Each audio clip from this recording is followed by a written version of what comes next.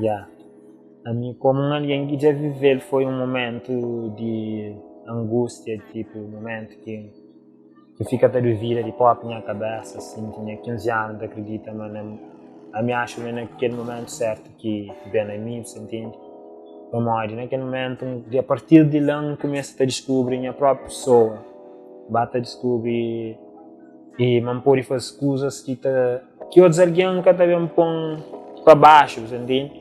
Que é que um simples monta se escola, essa coisa, mas outras coisas, você entende? Trabalho, outras coisas que também põem para baixo, você entende?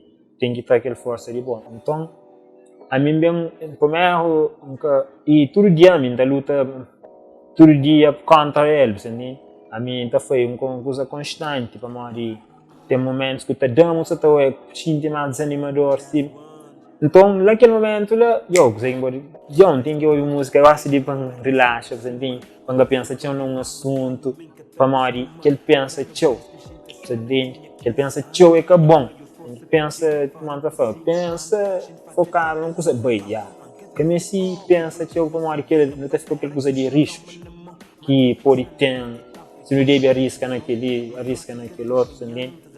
E então hoje, por exemplo, outros na questão de família, mas que estou aquele coisa lá e, por exemplo, sociedade, mas que estou muitas pessoas na sociedade se estou ele como algo muito fonar. Aquilo é dá para ver, aquilo é se estou ele uma coisa de chocolate às vezes, que te ajuda, você entende?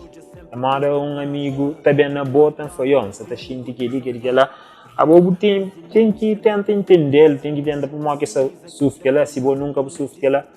Como que ele é um grande mal que está no século XXI e já leva alguns anos, entende? Acaba para suicídio, assim.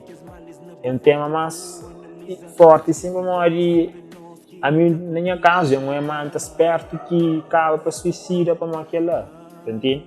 Então, aquela tem que ter força para poder ultrapassar e naqueles tem muito tem maltas também que a flama de sofre de pessoa, mas naqueles momentos lá que é o bom desse, entende?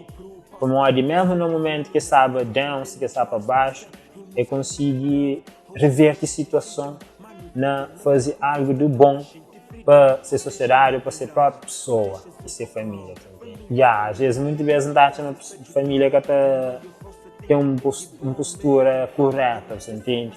Põe mais pressão um jovem é que é bom, entende? E acaba para tornar aquele jovem mais depressivo, como a de conquistas que aquele jovem quer conquistar, que se consegue, por exemplo. Então a família tem que se pôr pressão, se está pressionando, ele fica com mais fadiga, mais ansiedade, para conseguir prova. Algo que tem que fadiga, qual me tem que prova, você? Tipo, tem que agir naturalmente, sem fadiga, você? Aquela.